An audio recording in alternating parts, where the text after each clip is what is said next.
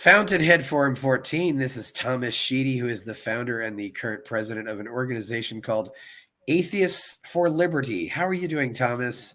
I'm doing great, Chris. Thank you so much for having me on the show. I know we wanted to, get this up and running for a while. I had my busy schedule, so there was some pushback there. I know you got a bunch of things on your plate too. Already 3 other appearances ahead of this this podcast. So this appearance. So I'm glad things are going well for you, and thank you for having me on. Yeah, it's kind of funny, I send out requests and then don't hear anything, and then suddenly I get a bunch of people who want to do it at once. It's just how it goes. But you got to come meet people where they are. But it's great to have you on here.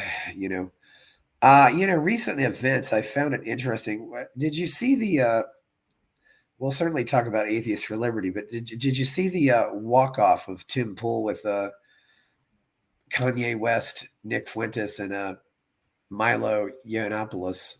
I did. I saw it live, actually. Yeah. I wouldn't be surprised. Granted, I don't watch Timcast on a regular basis, but I wouldn't be shocked if this was like his #1 watched stream that he's ever done, because of how crazy that was. Although it underplays the Alex Jones appearance that happened the following few days. Yes, I'll have to watch Alex. I'm hearing there's almost a look at Alex saying, "Wait, I'm the more sane person in the room now." Yes, I won't spoil anything. That's exactly what happened. There are things that I can't actually say on this show because this show would probably get banned off of certain platforms if I go over some of the details of what happened on that show. That's how bad. I'm going to be careful with that. I still haven't gotten into that yet. I probably just haven't gotten big enough to get attention, and I do need to get myself out there on other platforms too as well. So you and me both, man. It's a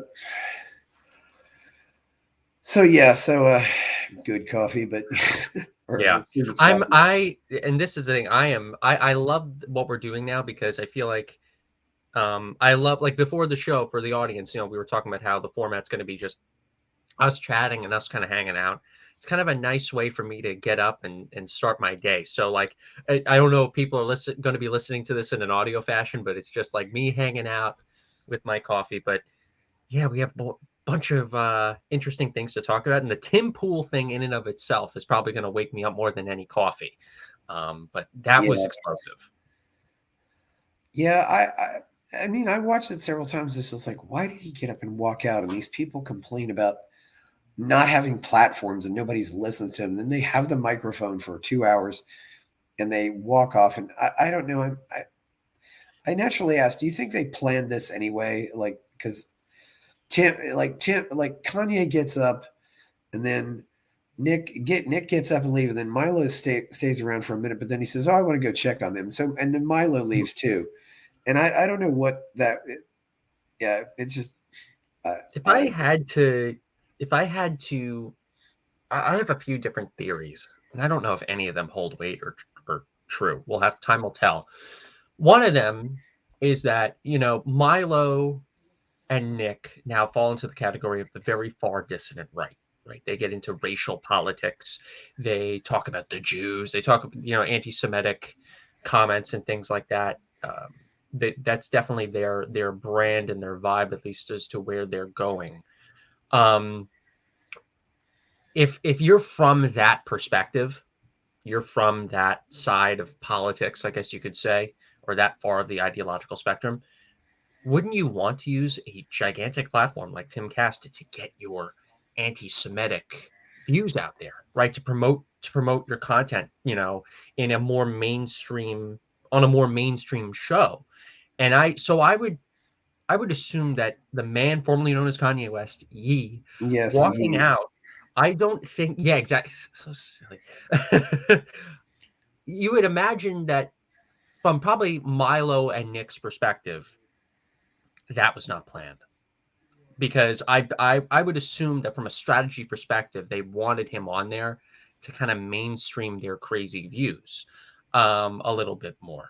I think some of it was planned, though, because Christopher Poole, who's Tim Pool's brother, was part of a camera crew. I don't know if he was the only one filming or if there were other people filming too. There's like a kind of documentary, I think, that's being made about the plane trip leading up to the show, and then the show itself. I watched a brief trailer that the Tim Pool channel or Timcast channel released yesterday on the filming process of that.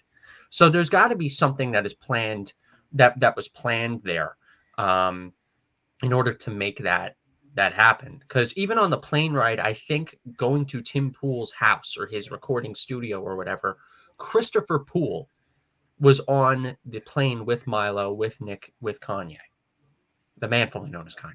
Yeah. So there's got to be something planned there. Now, there could be also a different theory that could be true here. It's very possible that people like Milo and people like Nick don't respect Tim Pool because he's part of the mainstream, I guess you could say mainstream right at this point, mainstream conservative movement or anti-woke kind of movement of sort of things. And maybe this was some kind of tactic in order to delegitimize him, but I doubt it. I won't spoil too much, but I watched a bit of the Alex Jones interview with Ye and Nick Fuentes, and Nick said on Alex Jones that his meeting with Trump at Mar-a-Lago wasn't planned. It wasn't some stunt to try to delegitimize Trump. I think it possibly could have, but if we believe Nick, at least at what he says on that appearance on that show, then the idea of sabotaging Timcast also probably wasn't the case. Yeah, I realize that seems to be more of a group of people who just want to find a group to blame for their life's failures. I don't know if I'd say that. Yeah, scapegoat. And to his credit, and I realize some people say I'm dead naming him, but Kanye still includes Ye in his name, so I see Ye as just like a short for Kanye. It's the same way like some people call you Tom instead of Thomas. I don't know the whole process because, to be fair, I don't pay attention much to like celebrity culture. Oh yeah. I don't know if he did a legal name change because all the time now when he goes on shows, he's called Ye or Ye. Yeah. I have no idea. Other people might know. Maybe I could do a very quick Google search in a matter of seconds and find that out. I just haven't. So it's very possible, but I find that to be weird too because most people, it's almost like you're not being taken seriously. It's like people know who Kanye West is, just like people know who Donald Trump is. A decade's worth branding of that name and then you change it. I actually think that's poor strategy, especially if you're running for president. But Prince did it to get out of recording contracts. I mean, because I believe I don't know if he was even in recording contracts though by the time this was happening because the man formerly known as Kanye, he was already kind of going into like already explaining dissident views for the last 2-3 years. So I wouldn't be surprised if all of his like mainstream contracts and mainstream clout in the music industry kind of died out already. So I don't know if he even had to do that. He was probably already canceled by a lot of other places. He's divorced. Kim Kardashian, I think, divorced him or left him. And who knows what he's going to lose in all of that. I mean, geez, that's destroyed a lot of guys who had a lot of money. I mean, the whole divorce thing. Yeah. It's really hard to say what's up with that. I mean, and he's a very talented guy. I don't know any talents that the other two guys have, but he's put out some good stuff there. It's very catchy and very memorable. It's and it's the kind of songs that stick in your head. Jesus walks. I mean, yeah. Well, that song. Here's the other thing too. I'll go into this detail, especially if we get into. I know we wanted to talk about a bit of the Groypers and that movement. I remember you heard my appearance with Joseph Ford Cotto, who's an amazing guy, Atheist for Liberty Advisory Board member, really passionate and is in a lot of agreement with what we're trying to do at AFL. where was I going with this? Oh yeah, okay. So I was talking about on that Cotto appearance. I talked about this one person who I knew in college, who I was a good friend with and was very kind to me back in the day. Yeah. A little socially awkward in my view. Um, who ended up becoming one of Nick's top intel Groyper generals, quote unquote. But I remember I was hanging out with him. This is before I even knew about him being with the Groypers. I was doing a political campaign deployment for somebody running for elected office in upstate New York, and I was with a bunch of the college Republicans, and we were about to go into a car and drive out to the deployment site, like an hour away, to start getting walk books and stuff like that.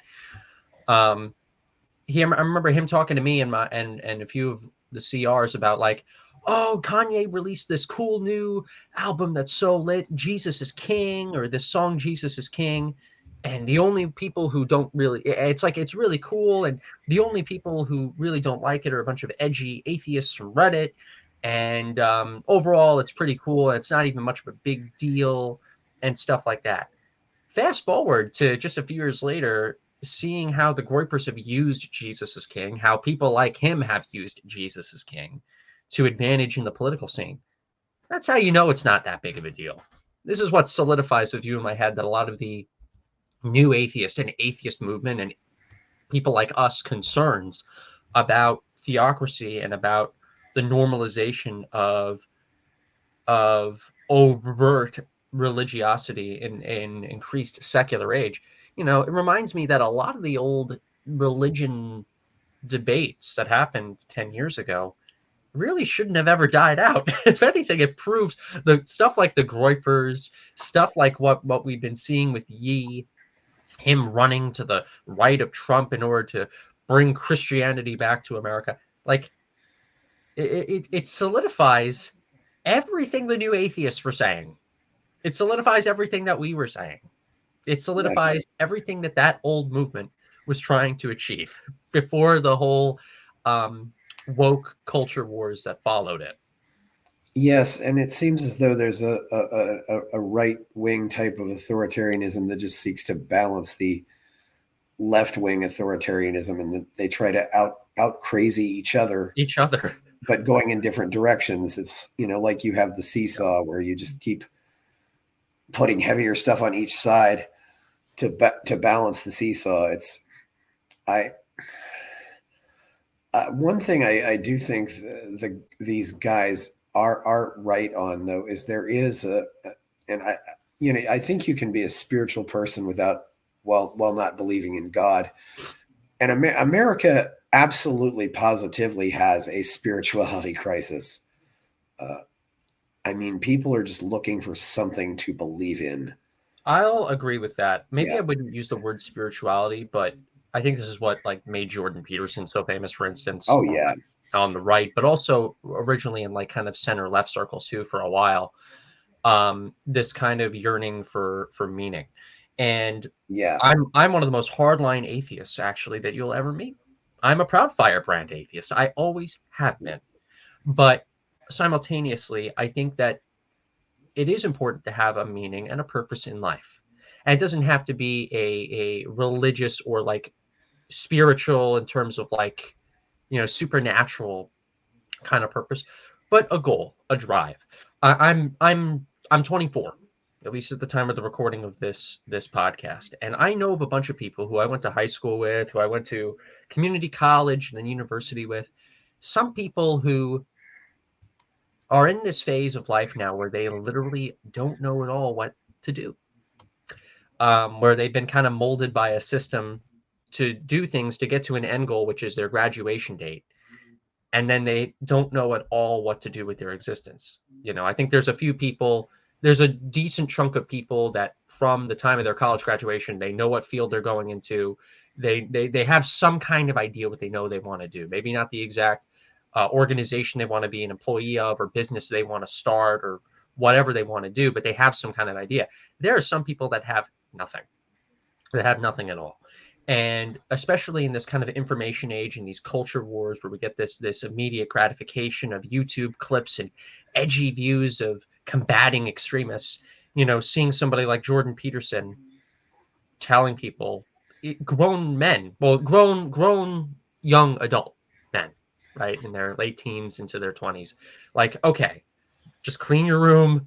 Let's start with step one here. You have a bed that isn't made. Do that. Step two, clean your room. It's it stunned me over the last few years as to how important videos like that are to people that consider themselves to be very rational and very mature for their age. But it's true, some people like literally don't have a reason to wake up, and I think that's something that I don't have the immediate answers. I know religious people say, oh, we have the answer, it's in our holy book. Yeah, how's that treating you? How's that treating you while people are still leaving your religions en masse? How is that treating you when you have wars and you have conflicts between different religious sects? As society becomes more secular, and I view that as an overall good, there are still some empty voids that need to be filled. And I'm an atheist leader that's willing to admit that.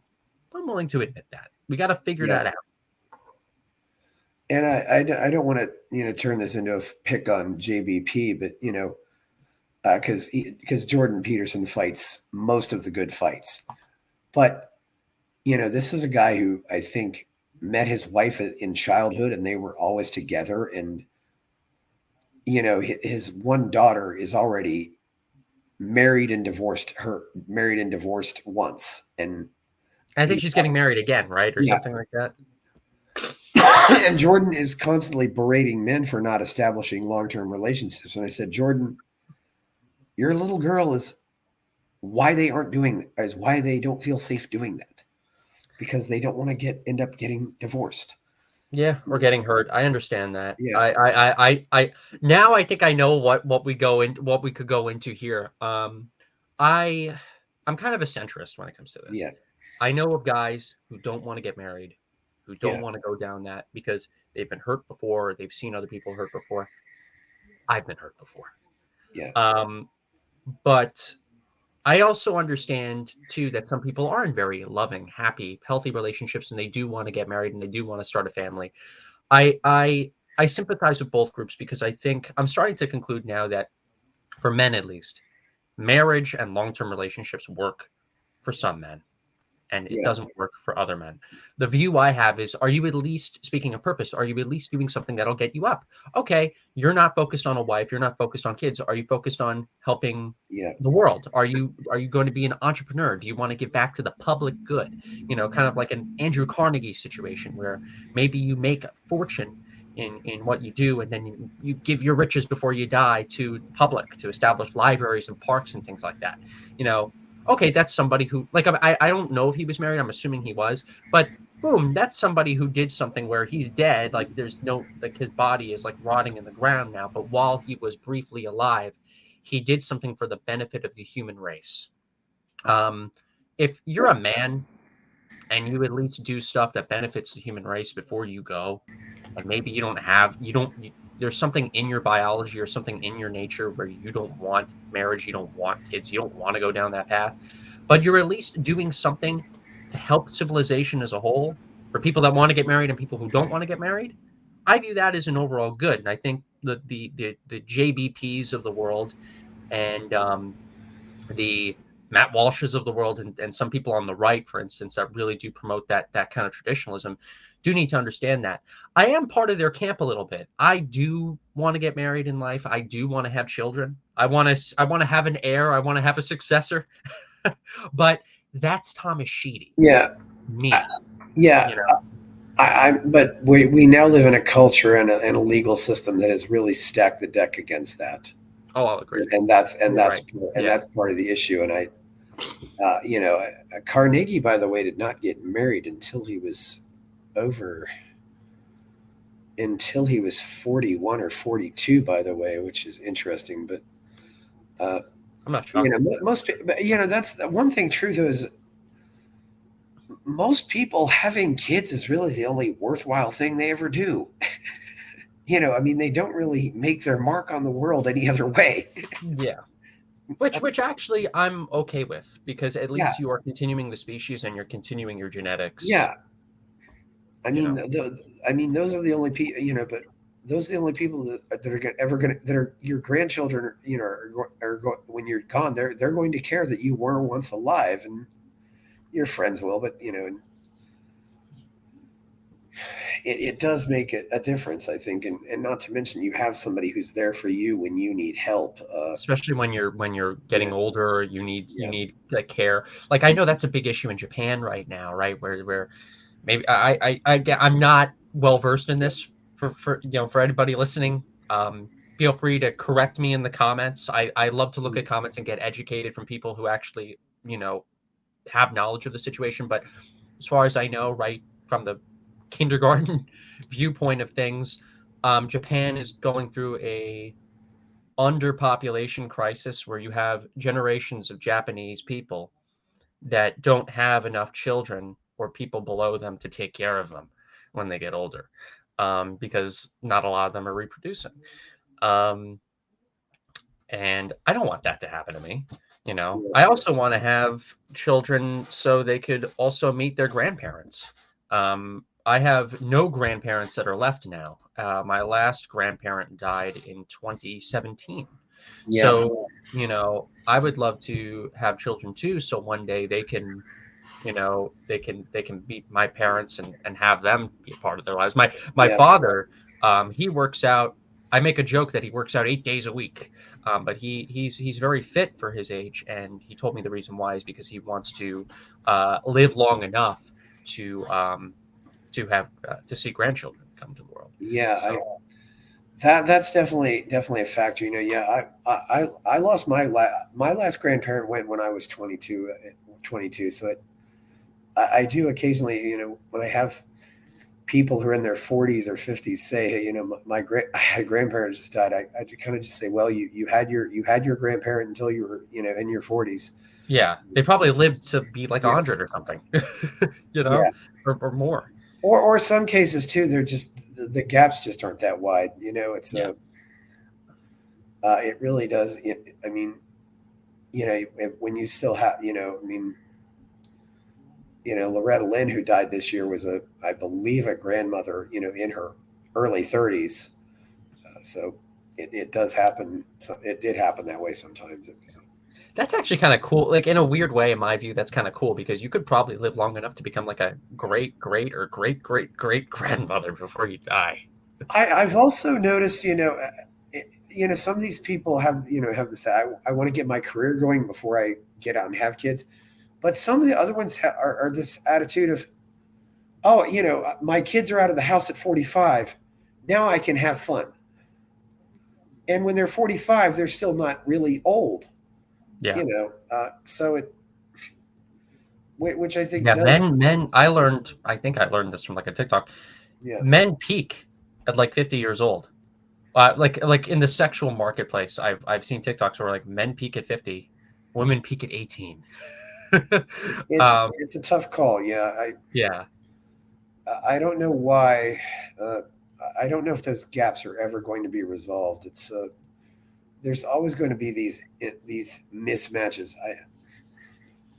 I don't know if we'd want to try to fix those mismatches, because the older man, younger woman thing. I used to work with another guy actually who did it the other way. He was actually living with his girlfriend, and his girlfriend was older and was his professor. Wow. You usually hear about it going the other way, and she was really cool. I mean, she was actually really cool too. I don't know what, I think different people are just trying to fulfill various needs when they get into their relationships. So, but obviously, nature does of course make it easier for men to have kids at an older age, and yet it's not fair, right? And I'm knowing some really fantastic women, I think, who are getting that baby fever in their 30s, and I do sometimes really hurt for them because I think they'd be absolutely wonderful moms, and I don't know, but they're not being able to make it happen for whatever reason. Yeah, and that I like. This is where I'm very glad and happy that I'm a man, actually, Yeah. because I can have children for decades. Yeah. You could technically have children, like Yeah. due to our biology and how we're wired. Women, the whole biological clock thing is true. You have a limited, finite amount of time.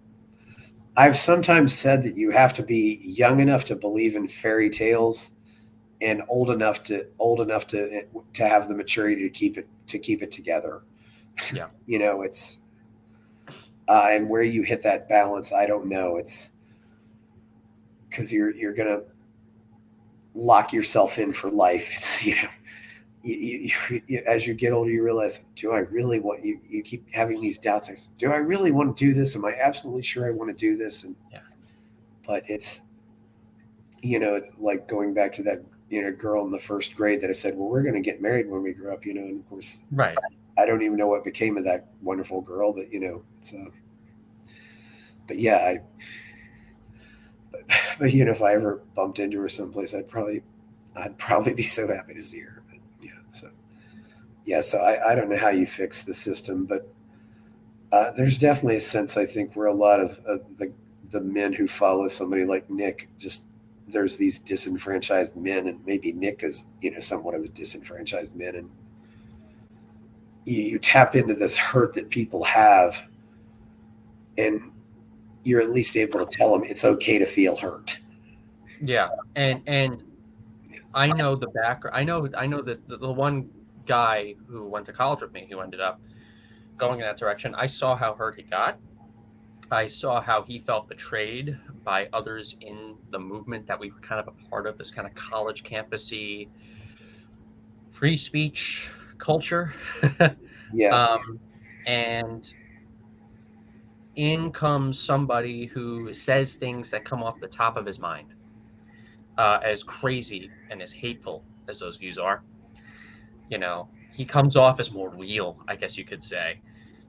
I can kind of understand why, if you're a young man and you're disenfranchised and your mind is able to still kind of be warped a little bit to have those kind of radical views, how people have gone down that rabbit hole.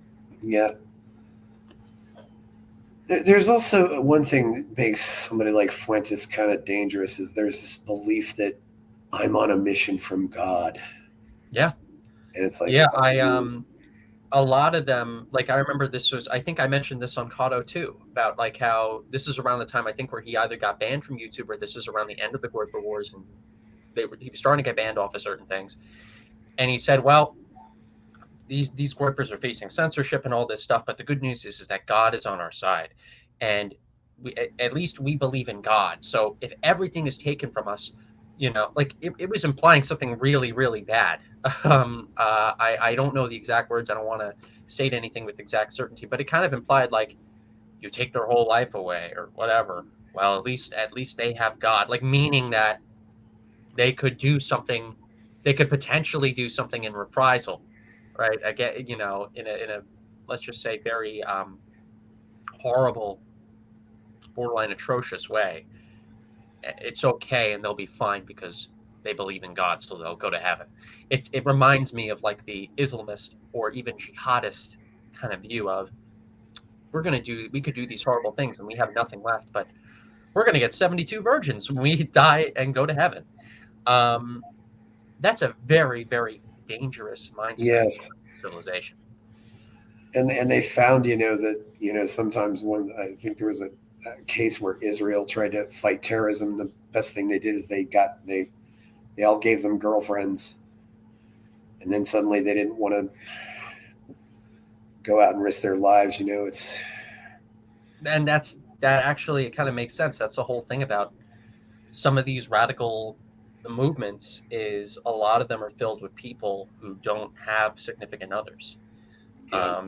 You look at the Groyper army.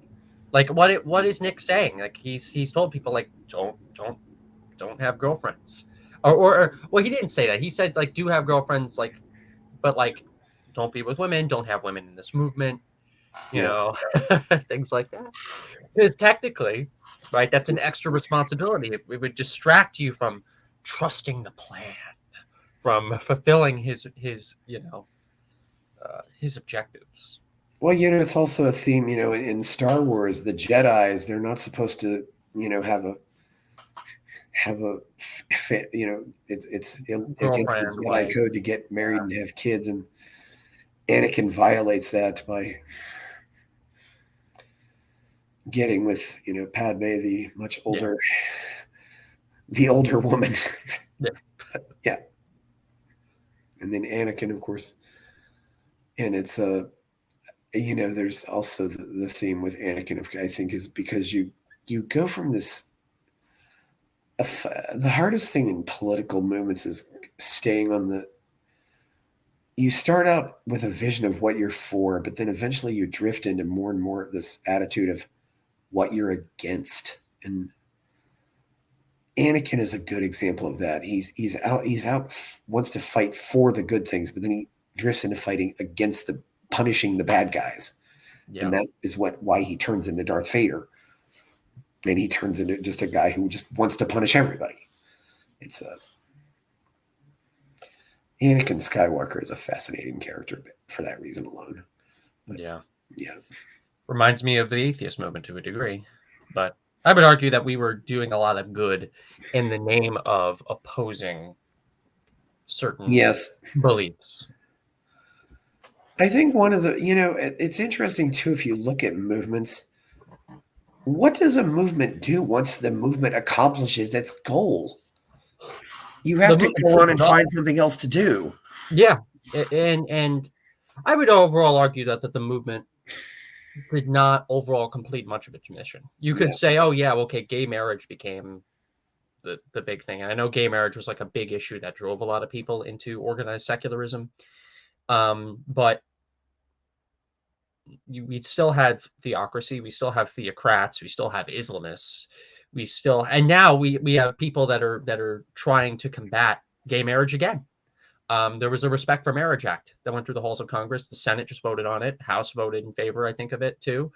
And there are politicians, people in power, that are against the Respect for Marriage Act, which basically just codifies the Supreme Court ruling that happened in 2015. So a lot of these things really aren't actually over. The problem is that people, bloggers and others, said that certain things were over.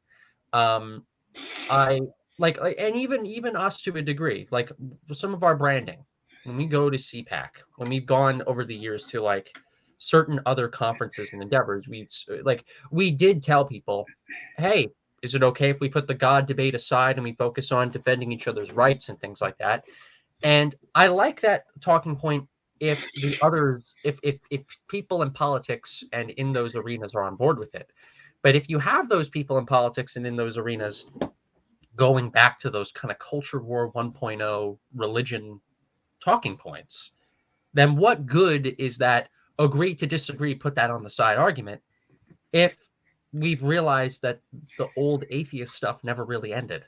And this is what I'm starting to now come into fruition on. Like we are reverting almost to some of the problems in the previous culture war. I know, like I love Peter Boghossian. He's an advisor for Atheists for Liberty. He does a lot of great work. He is trying to help people see the problem of this woke mind virus that's engulfing everything. He does a lot of good content with his new endeavors online.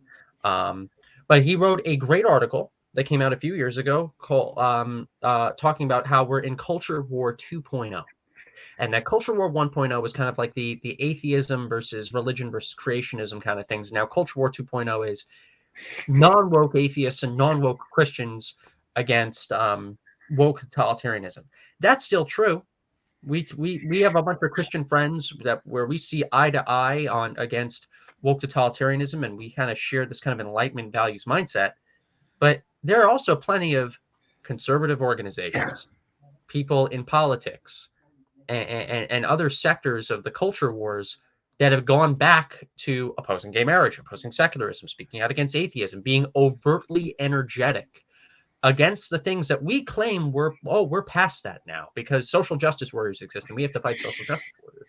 We're reverting almost back to culture war 1.0. And this is what I'm trying to get people to wake up on. Like I get it. People have done the atheism stuff for years, and some people are just getting tired of it and they want to move on and they want to do something else. I'm telling people it doesn't matter. It doesn't matter because these discussions are being held now. These arguments are being held now. People are trying to push certain religious laws into public policy now. So we still have to do our part and go back to being those secular activists that we were 10 years ago. Even if it's not as cool, even if it's not the new thing. Although now it is kind of the new thing because it's the new thing that's going on at the moment. But I'm trying to tell people that that's the case. And you can oppose theocrats on the far right and woke totalitarians at the same time. You don't have to just focus on one or the other. And we do that at Atheists for Liberty. We are engaged and we hold the views of wanting to defend the separation between religion and government, but we also understand that wokeism, or this kind of overt social justice kind of culture and movement, has defended religious theocracy on the other end of the aisle. It's a great conditioner for Islamism, for instance. So wokeism is a problem. And wokeism also engulfed and took down the old atheist movement. So we can be again, like look at the United States in World War II. They fought the Japanese and they fought the Germans at the same time. You can kind of do the same thing. You don't have to just wow, I went on a big rant there. That's another thing. I'll say this. I say this on nearly every show. I go on long rants, but I forget how I even answered this. What you even went into beforehand. I don't even know. Good thing that this is in a conversation format. Yeah, it's always been intriguing when the left defends, the misogyny in the Islamic world. And yet they claim to want to defend the oppressed. I don't. There are so many contradictions on the left nowadays, and they just seem to add. It seems like they try to resolve contradictions by creating more of them. I don't get it, And I know you're in your 20s. I can remember when it was conservatives who really were leading the charge for censorship. They wanted to censor, pornography. They wanted to censor Motley Crue. They wanted to censor Ozzy Osbourne. And even in the early days, they wanted to censor Bart Simpson. And of course, a show like Married with Children as well. They all wanted to. And sometimes they'd look for non-legal ways, like the right definitely, began the trend of advertising boycotts. And even more recently, wanting to censor the Dixie Chicks or, wanting to cancel the Dixie Chicks, And some of that is happening now, though. Yeah. Yes, I agree. The pendulum has swung to where now you have the far left that is doing that. But there are elements now on the right, and even in some places in the conservative movement, I hate to say, that is pushing for banning pornography, banning, going in that banning Bart Simpson kind of direction.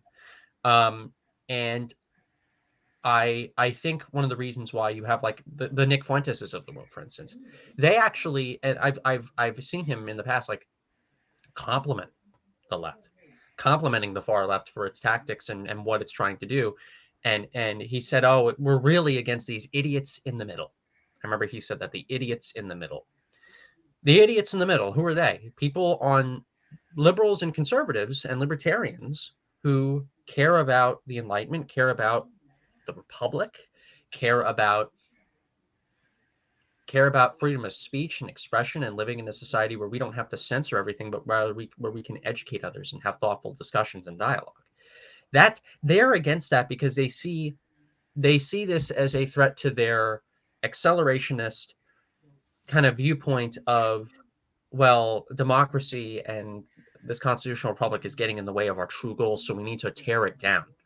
The far left, they view this as an example of misogyny and racism and hatred, And by the way, I'm saying this for anybody listening on audio. I'm pointing to my American flag behind me in my room here. Yeah. They despise the current setup of the United States and Western democracies because it goes against their kind of framework of this immediate gratification of censorship in order to get their ideological goals achieved. It's the same with these tradcath theocrats. They view the United States as this secular, satanic, awful system. You have like Milo, for instance, is in total agreement with Nick. Milo has said repeatedly recently, how the founding fathers were just absolutely awful and evil and Masonic and their ideas were absolutely terrible. Why? Because their ideas were contradictory to this kind of absolute monarchist view of the Vatican. That's what they want. That's what these extremes want. And that's why it's very important for us at Atheists for Liberty to combat both of these religious extremes, to make sure that we stand tall, that regardless of what culture war we're in, we take a stand for our principles, because trends change, political alignments change. What survives is your principles. What survives is your actual worldview, because that proves your credibility. That proves that you can still stay principled regardless of, if the left is on your side during one decade or the right is on your side on another decade. I don't care. 10 years ago, I would have gone to Netroots Nation. Now I would go to CPAC.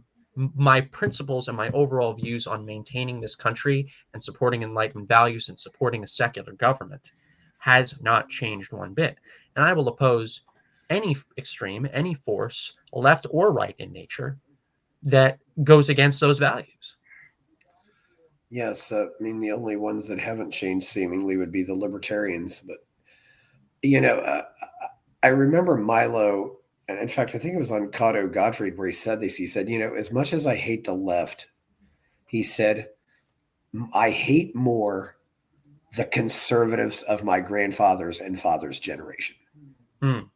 And I said, and I just shook my head, said, yes, you're exactly right, because they were so much acting like Neville Chamberlain, and I do think if they had fought harder in the past, we would not be in the mess that we're in today. It's very possible. Yeah. They did not stand. I mean, and I use Mitt Romney as an example of this, and because he represents that kind. It would be like me going up to Mitt Romney and saying, hey, Mitt, I want to have sex with your wife 10 times a month. And Mitt would say, no. And then I'd go up to him and say, well, Mitt, compromise, make it one time a month. And then he'll say, okay. I mean, so I've already gotten something, and then a few years later, I'll go back and say, hey, Mitt, I want to have sex with your wife 10 times a month. And he'll say, no, you got one. Well, I said, let's compromise and make it two. You see where I'm going with this? Yes, and I understand. This is what they do when they say they're going to compromise, and and sometimes too, you almost have to ask for something that's really unreasonable to make what you want seem reasonable. So I'm overall in agreement on this. Yeah. This is one talking point I know that some more further to the right make about like mainstream conservatives and people in just mainstream politics in general. Yeah. That we've conceded so much culturally that, the issues of wokeism and the extreme gender ideology and racial ideology has gotten to this point because we have gone too far to the left as a culture. I actually understand that point. I respect that point, and overall, I would actually argue that point is mostly correct. However, I would also argue that the conservatives of our father's generation and our grandfather's generation, some of them were also conservatives that, again, wanted to censor, wanted to go so far to the other extreme that it almost took a bit of liberalism to combat that and to get over that. Depending on what side was the pro-Enlightenment value side, that side should have been told, hey, stand your ground on this. Don't concede on freedom of speech and freedom of expression. But let's agree that there's something called reality here. And we can't deviate from that in the name of political feelings, people's political feelings, or people's feelings on a certain topic, and the potential of getting offended on that. So we have to concede all of our cultural norms. We have to concede everything in order to do that. I think we need to give civil rights to people. I think we need to treat people fairly and with equality, but we should not sacrifice 2 + 2 = 4 in order to look like we're being super progressive and super accepting. And so maybe it was the liberals of our grandfather or father's generation that need to be told that. Maybe it was the conservatives, but we are where we are now. And I understand that mentality from the conservative kind of perspective. Oh, not conceding to the left, not compromising. True. That's very true. But I would argue that both sides are to blame for that. You have the right that for a very long time was in this kind of religious right, kind of censoring kind of viewpoint, where if you were a normal middle of the road person, but you saw the left kind of go insane, a lot of people just didn't get involved with their opponents because they had this stereotype of what their opponents were. And then, of course, with the left, you used to have, liberalism be more of the norm, at least in like Democratic Party politics. And now liberalism, or a lot of the people that were once classified as like liberals, 2010 to 2014, 15 liberals, are now at events like CPAC and at Republican events or libertarian events. It's a gigantic mess. And what I've noticed every single year is that this mess is only going to get crazier and crazier, to where the dynamics of where the culture war is now could completely shift, and everything we're saying right now could be completely wrong. And that's why, like I said a few minutes ago, it's very important to have your principles in order. So let's say your allies are the left or your allies are the right, depending on what year it is, at least you're based in those values. At least you're based in those principles. Now, I have a political party that I support. I have an ideology or a worldview that I support more than others, but I simultaneously don't consider myself to be a super partisan person, personally, because these things shift all the time, and you have to be ready for those shifts. You have to be ready for that, because that's just how it is. Yeah, I think there's been a lot more compromise. I agree with a lot of the personal liberty issues where they've really compromised unbelievably is on more economic things.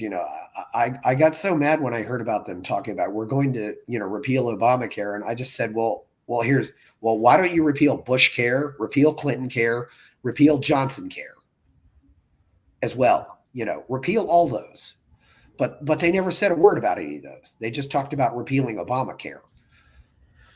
There's always this movement where the left takes 5 steps forward and the conservatives say, well, we're going to push it 1 step back, instead of saying we're going to push back 5 steps. It's, I agree on the personal and it's happened that way on guns too. But I think there's been a lot of heroic organizations who are taking our gun rights back. Mm-hmm. There's, where do you think, this is one thing we need to get into also. Where do you think the atheist movement went wrong? Because I think the atheist movement, and I saw this, I could definitely see elements of this a long time ago in the atheist movement too, that it was definitely going to go on this very politically correct woke direction. There's always, among a lot of atheists, there does seem to be a deification of government, that this is our God and we worship the state. I think it was mostly due to this social justice ideology, but it's mainly due to the fact that the heads of nonprofits, they caved into the wishes of bloggers and certain activists who claimed that atheist spaces and atheist conferences in the United States and in the West were bigoted. Mostly claimed to be filled with sexism and filled with misogyny and an unsafe environment, which could be nothing further from the truth. Now, I'll also clarify, could we potentially look at the so-called incidents that happened in the atheist movement, pluck out 1 or 2 of them, and say, oh, there was 1 or 2 individuals that actually did do something bad? Yes, we can. We can do that. And that likely was the case. There was one situation I remember. This was at a American Atheist Conference in like 2017, where there was an issue that I saw happen to a guy actually, um, in the hotel lobby. Um, uh, it looks like it did happen. I looked at some sources. I checked in with some sources after that happened. There was an apology from the perpetrator. Um, there was apparently a perpetrator of that said action there, and it looks like there was an incident that actually did occur at an atheist conference. Is this something that is systemic? Is this in the culture of the atheist community, that sexism or racism, misogyny, or any of this stuff, is that present within the culture of the atheist community? No, it is not. It never was. And some people need to well, especially, or at least in the 2000s 2010 context. I can't speak on behalf of like the atheist community in the 1970s or whatever, or it wasn't even a community back then. It was just a few organizations doing their own thing. But what happened is you had these politically extreme activists. They came to the think tank leaders in the atheist movement, said that atheist conferences were filled with hatred, racism, and sexism, that they had the special goggles to see said hatred, and that by only adopting programs, talks, getting people onto their boards, their staffs, things like that, changing the culture to get these older liberal atheists, more classically liberal atheists who are from earlier generations, to see the hate. Will the atheist community, be cleaned of the sin of this hate? Well, it happened. These woke activists and individuals changed the culture of the atheist community, where a lot of the people that actually built up the atheist movement, this reactionary movement that was massive, that garnered a huge following, that had affiliate groups and student clubs, and it was this massive counterculture, kind of died out and became more irrelevant. And it was due to this kind of internal politics. If these older liberal atheists that ran these nonprofits at the time, that were met at the gates by these extremists, said, you can come to our conferences, you can come to our events, but they're not overtly sexist, they're not overtly racist, they are not homophobic, or anything hateful, they are good, mostly safe places, I think we'd see an atheist movement and an atheist community that is far more alive, far more bipartisan or nonpartisan, and far healthier. And atheism would be even more normalized in the United States and in the West today. Yeah. Thomas, I wonder, about some of this. I don't doubt that conferences become social events and you get people who go there, especially when they're traveling, who want to hook up. And I wonder how much of this, is really just, how much of this really isn't really, people being aggressive, but just guys who have really bad game, so to speak. Yes. Guys that is a very good point. So I used to run a local atheist organization. I used to run a local meetup group turned nonprofit. And I ran that at 18. And I remember running these local meetups. And you would have some people that go to these meetups who don't have the best social skills, or they're not great at talking to other people, that sometimes come, because our meetings are open to everybody from the local community. Long Island, for instance, where I live, is huge. It's got millions of people there. So whenever our meetings are open to the public, we met at like Panera Bread, for instance, anybody can walk in. Anybody can walk in, anybody can come in, anybody can talk. And there have been a few times where I've ran lots of meetings. We've had hundreds of people come in, but there was always a select few that I could pluck out from my brain that I know, okay, this person's got a little something going on here. And that, of course, would be the case at national conferences and events too, regardless, by the way, of, what conferences they were. I'll say this, atheism back in the 2000s and 2010s was still seen as a counterculture, and sometimes at events that are kind of counterculture to the norm. You will get some people that are just not normal people showing up to them. But yeah, there are some people who just don't have that just didn't have the best social skills that came in.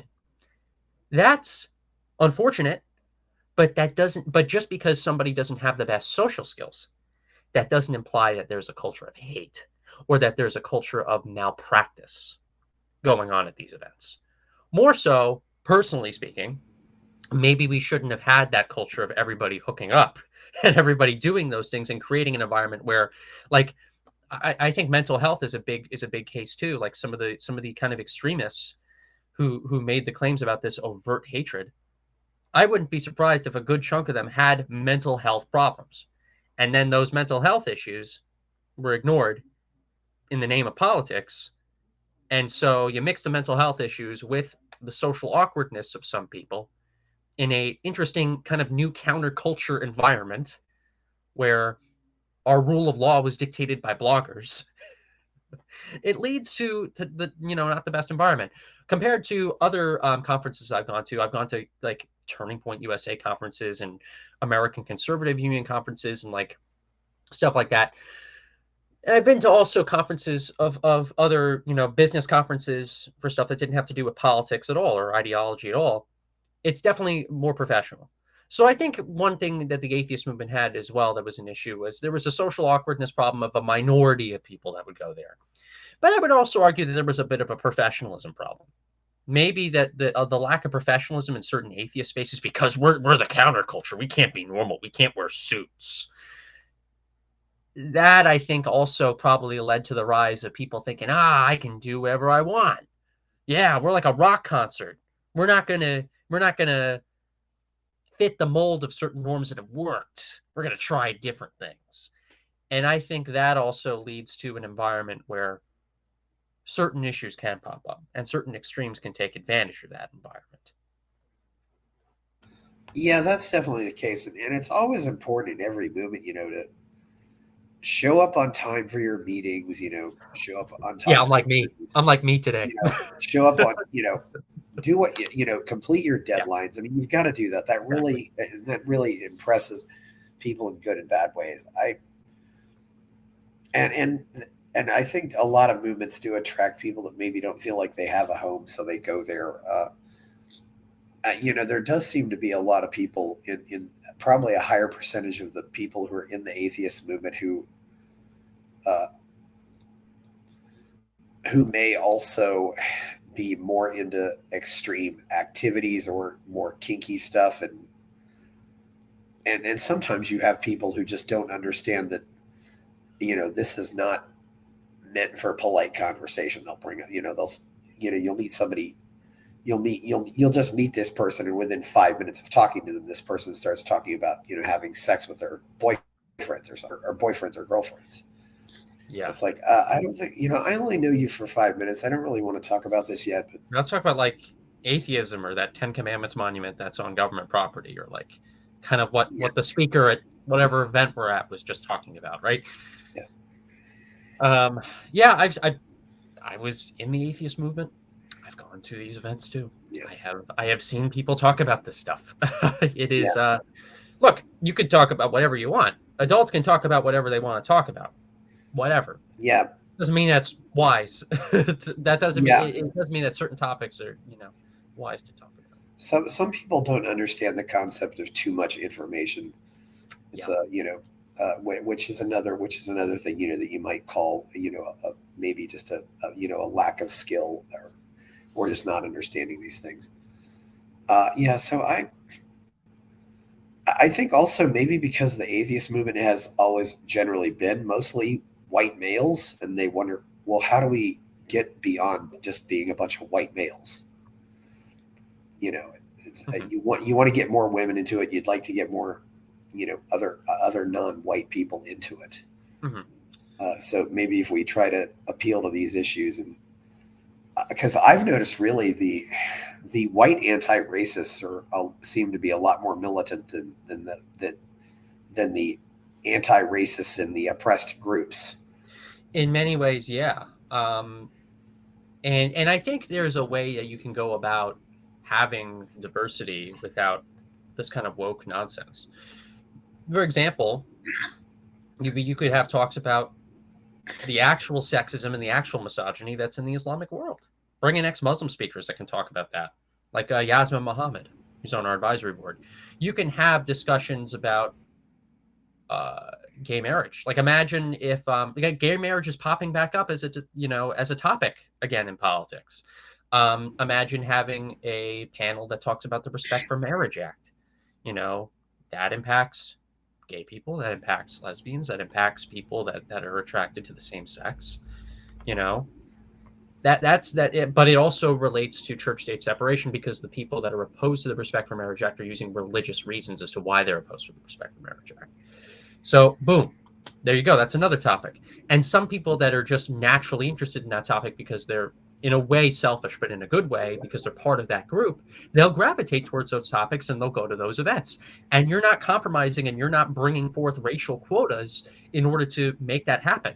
You're bringing on genuinely good topics where people of other groups will come in and join your event and be a part of your organization. That's how you could do that. Yeah. And I would argue that for a while, when the atheist movement was healthy, they did do that. But I make the case on like the majority of the shows I go on when people ask me about the history of the atheist movement, I would say by around 2016, 2017. That is when overall I would argue the pendulum swung so far, and the woke activists who originally tried to get into movement leadership starting in 2011, 2012 won. They controlled the narrative. They were at the top of the food chain, making the decisions to who was going to be a speaker, who would be allowed at the conference, what the narrative of the movement would be. Yeah. And so for the last few years, at least with the old infrastructure of the former movement, we are seeing those people be in charge, but we are seeing the atheist movement, that old atheist movement, have less and less relevancy, because it's no longer about the original mission of what made that atheist movement popular in the first place, because they care about social justice more. And if you're an atheist group doing social justice, why don't you, if you care about it and you are a social justice activist, right? If you're a far left social justice woke type person, why not join a more popular endeavor, a more popular woke organization that is more known than an atheist organization that is doing the same exact woke stuff as other woke organizations? Yeah. And that's why this is one of the big reasons why nobody gets excited over some of these national conventions or cons from these other groups, because they are not doing what made them special and unique and reactionary and amazing and principled, like they were back in the old days. I wonder if part of the reaction to the election of Trump. And I saw this happen within an organization I got involved with in 2014. It was something that really should have been completely and totally apolitical. Although, but first of all, I noticed the only place they seemed to do outreach was outreach where people on the left hung out. They didn't, even though it's something that could have appealed to everybody. I don't want to go into exact details of what it was about, but it was something that was kind of like nonviolent communication or Toastmasters. Okay. And like public speaking. It was about more like, just effective communication but then I noticed some of these lefty people came in and they immediately wanted to talk about how men were hitting on women and stuff like that. And it just, and the sad part was, I think it's something that really could have been amazing at healing the divide between men and women. And instead they just used it to exacerbate it. I was doing a lot of work with this organization and volunteering, but I thought to myself, okay, I'm not getting paid, but maybe this is a place where I can find a girlfriend. And I'm like, well, if I can't find a girlfriend now, it's like, well, screw this, it's, it's, and I went from being very interested to very uninterested, and, and they're not really, they're kind of quiet about it until they take over. You don't really realize they're crazy people on the left until they're in charge. And then yeah, once they're in there's a charge, good chunk of people where, like, I met a bunch of these infiltrators. I've gone to conventions. I've had yeah, very friendly working relationships with some of them, where if you're in a business environment, for instance, and say some of them are already kind of employees of a certain think tank or whatever, they're under contract. They have to still technically do their job legally. They have to do the job that they claim that they're going to do, is whatever director role that they're in, or manager role that they're in, or analyst that they're in. And so you're in a suit, you go to this national convention, talk to them in person. Most of them are going to be very polite to you in person in that one-to-one conversation. Then the moment they hit the blogs, or the moment they make the YouTube video about the hatred that's in the community, Chris Baker becomes the bad guy. Thomas Sheedy becomes the bad guy. Oh, what happened? That person was so nice to me at the conference. We shook hands. We exchanged legal paperwork about this church-state separation issue that's going on. Oh, it's very interesting once the conversation ends and the blogs start getting back into activity.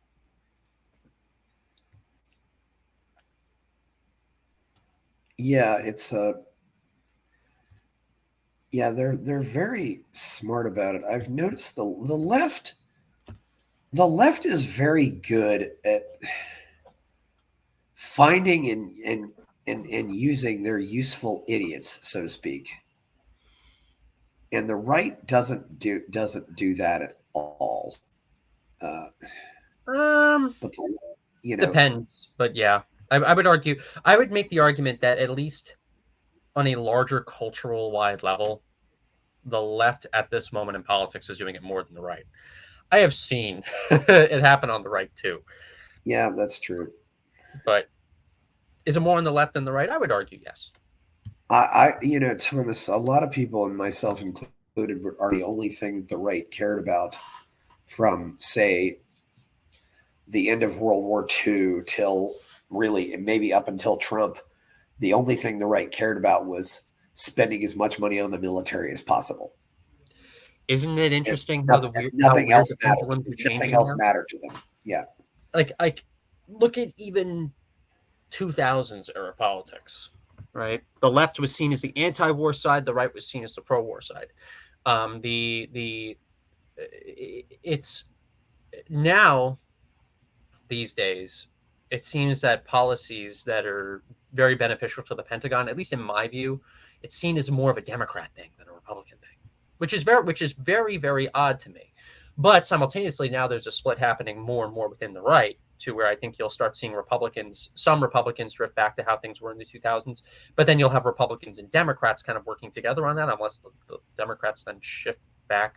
I don't even want to say back to the left, because you have the far right. Like, for example, one thing I'll spoil is in the Ye interview with Alex Jones and Nick Fuentes, both Nick and Ye said that they were pro-Putin and they were pro-Russia, right? And they're on the right politically. Granted, they're on the far, far, far right, but still they're seen in the political spectrum of American politics, they're seen as on the right.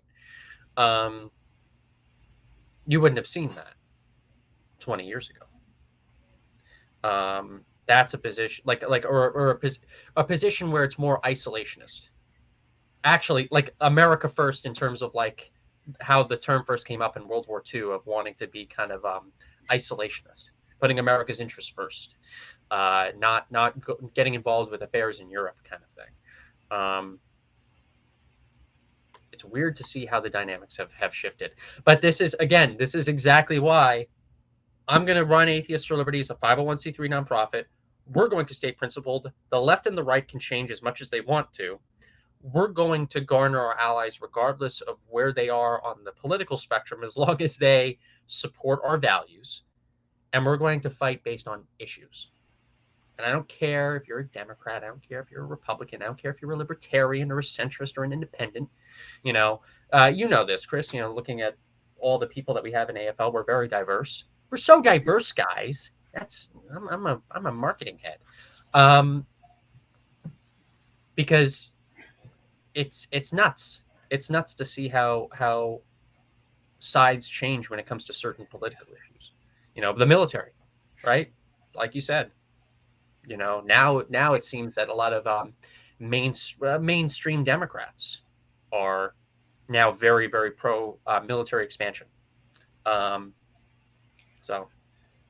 this is why also, again, I focus mainly on issues. I don't even focus on like 100% of what one political party or movement cares about.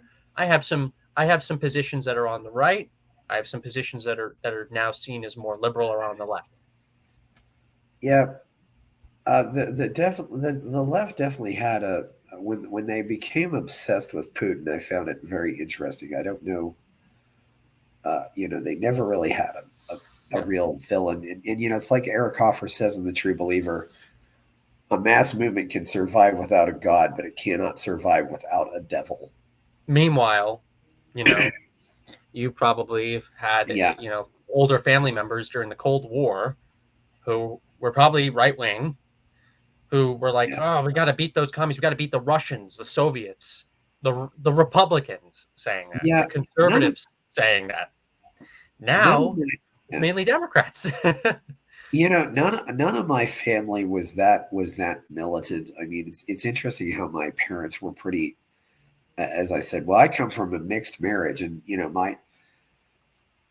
my grandparents on my father's side still had an old campaign poster of Grover Cleveland when the Democrats were the party of small government.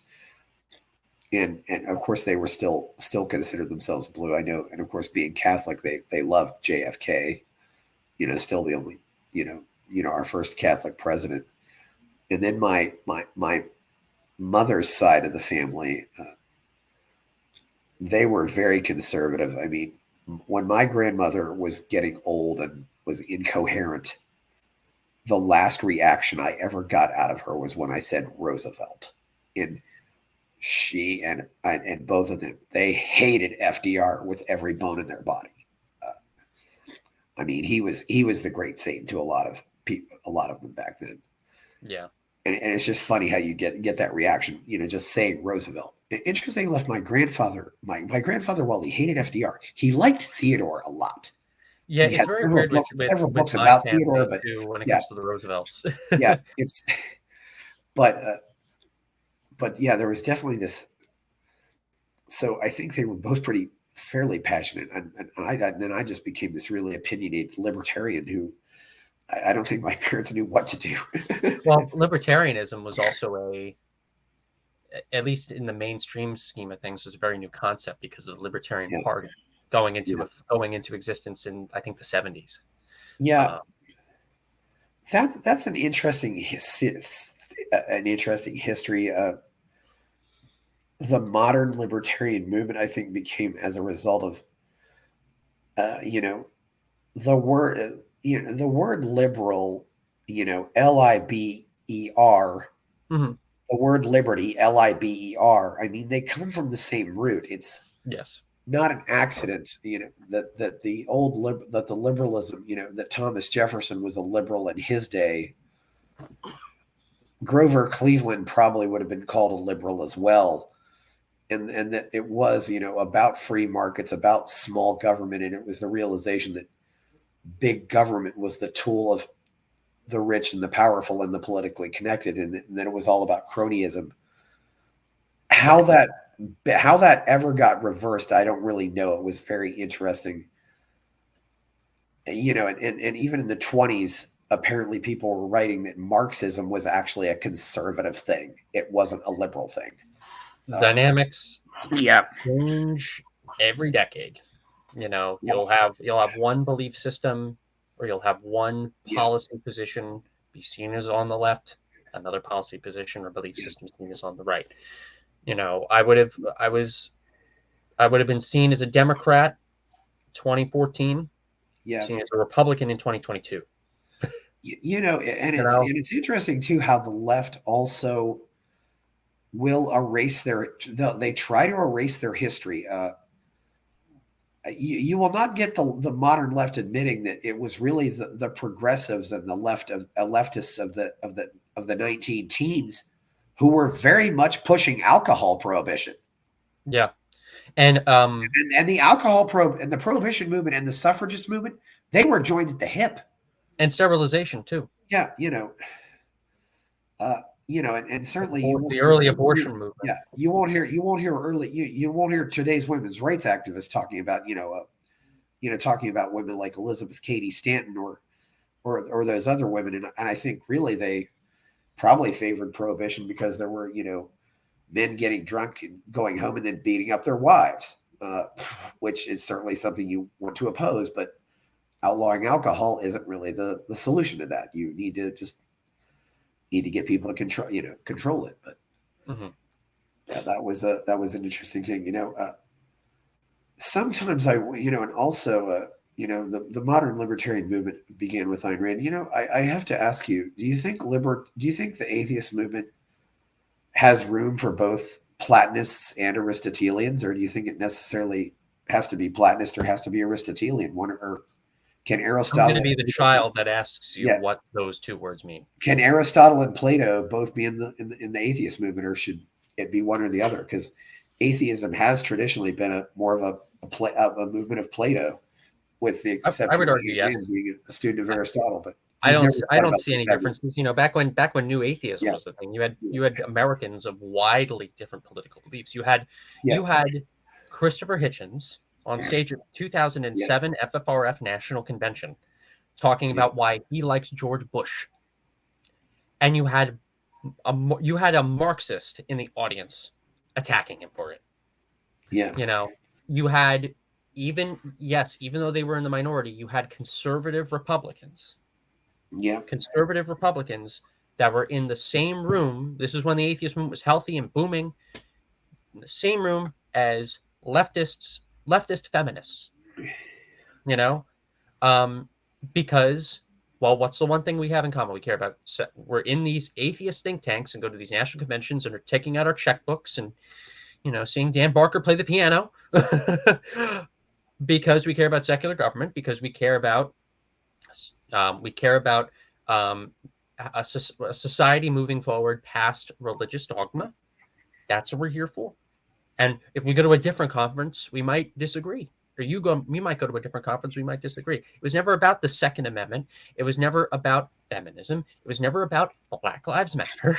It was never about any of those things.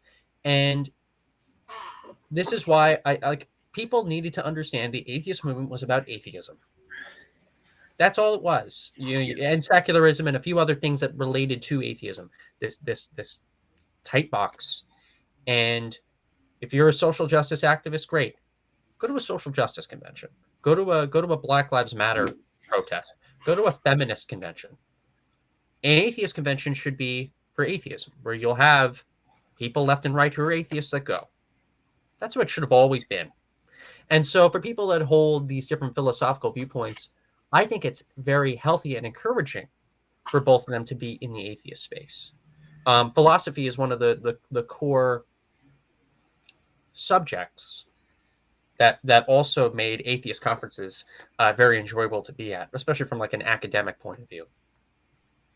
Yeah, I've always found that I have good conversations on the Discord with you guys. I mean, and I have probably these aren't people I necessarily disagree with, but at least they know how to debate and argue, and they don't make assumptions about what I believe. They respond. If I have a sincere and open curiosity about something, they answer the questions. It's I don't always see that with other groups, even though they're groups where people should agree with me. It's right. Rather interesting, but I do wonder sometimes if obviously there's certain philosophers, that are, I mean, I'll give some context. I only asked about Aristotle and Plato because of my reading of Rand, which seems like Aristotle is much more of a pro-reason. And I mean, I think you'll agree that the atheist movement is certainly a pro-reason and pro-logic movement. Yeah, I would be in agreement on that. Yeah. That was the branding that we proudly had on our shoulders for many years. We created the Reason Rally, right? Yeah. Half the podcasts in the atheist community back then had the word reason in it. So I'm in agreement on that. And I'll give context to people that are listening or watching. Atheist for Liberty has a bunch of great online programs where if you sign up, even for just the basic membership for $12 a year, we market it as $1 a month, but billed is $12 a year. You get access to our Discord server, our Atheist for Liberty Discord. You get access to our Atheist for Liberty Facebook group.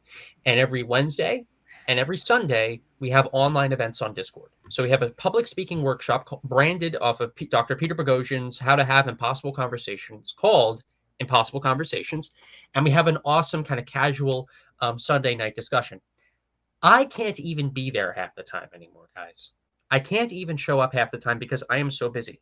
But these events have been so successful that people naturally go to them. They naturally pile into the Discord server. We start the events at 8 p.m. Eastern. Some people stay there. They don't go till this time, but some people just casually stay there and hang out till 1 or 2 in the morning Eastern Standard Time. Because that's how enjoyable these events are, and we're actually genuinely trying to build community. Yes. Not only online, but also in person too. And sometimes we've had Alice, who comes in from Ireland, who is really staying up late. Oh yeah, love Alice. Yeah, I'll have to see if I can check in on that. It's certainly interesting the way that the Discords. I find Discord doesn't really work well with my video. I usually only put it on the audio because it has issues, but I don't know if there's a better way to go. But Discord works well for smaller to mid-sized groups. If you go over 500 or something, I think you'll want to get a message board because it just becomes too chaotic after that. Well, we'll probably have to. I would make an assumption of what we'd probably have to do is if we grew too much by then. We would have to probably limit some of the features in Discord where certain channels you can't like spam a certain channel too much, or I don't know. We'd have to figure it out. I'm friends with a few YouTubers who have gotten to that stage. I could probably ask them how they've done it. Although we're in the midst of Discord reforms as well, so we're working on that too. So. But everybody should sign up. Come be a part of our Discord server. Come be a part of our Facebook group. Come be a part of the in-person meetings that we're eventually that we're setting up. Come to the conference exhibitions that we do, guys. It's we really have tried to rebuild what was lost in the atheist community, and we're really trying to fix problems that the atheist community never really solved. So worth it, very much worth it. atheistsforliberty.org. Do you think so? How do you think social media has impacted the rise of the woke left? Do you think maybe that's exacerbated more issues? Very much so, because a lot of the people that sorry, God, still waking up, everybody. Elevatorgate, which was the big event that started the whole atheism plus movement, and we need wokeism and feminism, woke feminism involved in atheism.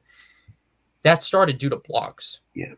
That started due to these online spaces of creating this kind of pressure on the think tanks to evolve to their worldview. If you didn't have the internet, things would have been much, much more difficult, because not to bash on the Freedom from Religion Foundation. This is just a notice of demographic. I haven't been to one in several years, but like I went to the 2016 one, I went to the 2017 one. I'm assuming it's still the case. Most of the people that go to a Freedom from Religion Foundation convention, they're the oldest demographic compared to any other atheist think tank conference attendees' age. Most of them are in their 70s and 80s, I would argue, based on my observations and what I have seen. Why? FFRF has done a lot of advertising, I know, through newspapers. They've advertised in the New York Times. They've had pages in the New York Times. They've done like public access TV. They've done some television commercials on mainstream political networks. And mainly you don't have Gen Z people and millennials that often watch that stuff. You have people of an older demographic, which is fine. But think about this. If the rest of the atheist movement, if we didn't have social media, we didn't have this kind of digital age that we were in, and all the atheist think tanks advertised the way that FFRF did, and FFRF is getting a decent donor class as a result of that, which makes sense. They're one of the most profitable atheist organization still, even though a lot of the atheist think tanks, and I would, not to bash FFRF, but a lot of them, and FFRF included, have been going in a more partisan direction. The people that are at FFRF's convention, most of them are not modern day social justice warrior activist types, because even though most of them might be on the left or liberal or Democrat party leaning or whatever, they are of an older generation that predates the Rebecca Watsons and the Atheism Plus people. That's why I bet that if you went to an FFRF convention, you tried to talk to the majority of the audience, like, hey, there's a social justice kind of extremism that engulfed the atheist movement. They'd be like, what the heck? What the heck are you talking about, Thomas? What the heck are you talking about? I saw Dan on the piano, Annie Laurie Gaylor being sweet on stage, talking about how they need my donation to talk about church-state separation. I'm here because of the New York Times ad. I don't know what social justice warriors are. That's probably what a good chunk of them would still say. Which also is a communication issue, because a lot of them then will just not notice then the social justice infiltration coming in. A lot of them didn't notice the social justice infiltration coming in, and they let it happen because they thought, oh, these people are just like me. They're in favor of secularism. Woohoo. Let's see Dan play the piano more. No disrespect to Dan Barker. He's done nothing to me. But yeah, that's an atheist organization that built itself up predating the digital age, kind of doing the same things that they've always done, leading to a certain demographic. And when you have let's say the older folks, more older folks went to the Secular Student Alliance or went to American Atheist conferences or Foundation Beyond Beliefs charity events, you would definitely see a less woke, less progressive, less social justice-y atheist movement. Yeah. You might want to clarify, because I don't know if everybody knows what Elevatorgate was. Yeah, so unfortunately, I will explain it. Yeah. Elevatorgate is an interesting kind of internet culture war event. It was one of the earliest widely known interactions in the 21st century, mainly the 2010s, of social justice warrior culture gone amok. The atheist movement was one of the earliest movements to face this. So this was at a World Atheist Convention in Ireland. I believe it was Dublin, Ireland, in 2011. Richard Dawkins was there. Numerous other speakers from around the world were there. But there was also a blogger named Rebecca Watson who was there. She runs a blog, I think, called Skepchick. This is the case at a lot of conventions, but especially atheist conventions. Everybody hangs out, watches the speakers, and then a lot of the attendees hang out in the hotel lobby or hotel bar till, the early AM hours. I forget the exact time this happened, probably 1 a.m. or 4 a.m. or something like that. Miss Watson goes into the elevator to retire for the evening after chatting at the bar with people. And then apparently, and this is mostly due to Rebecca Watson's actual account of things, by the way. Yeah. Some gentleman apparently goes into the elevator too. And apparently, I think they were at the bar and they had a nice chat earlier. In the elevator, as the elevator was going up, this guy asks her out for a cup of coffee. She says no. Apparently he says okay. He gets off at his floor, she gets off at her floor. Right? Meant to be kind of a done deal of a consensual ask for sex. Yeah. And the guy gets rejected. Okay, fine. That's what happens in life. Right? Done deal, right? No problem. No. Because apparently the guy asking her out for coffee in an elevator is an example of this kind of misogyny and sexism and hatefulness within the atheist community. It was this event that got a lot of support online and offline from these extreme woke social justice infiltrators to say, hey, atheist movement, hey, atheist community, you're evil, you're hatred, you need an overhaul. You need to be educated. You need to wear the special goggles of sexism that I can see that you can't see. I'll play devil's advocate here. Yeah. Is there a better environment to ask somebody out for a cup of coffee than in an enclosed space like an elevator? True. Yes. Yeah. Yeah, absolutely. That's where I'll absolutely Yeah.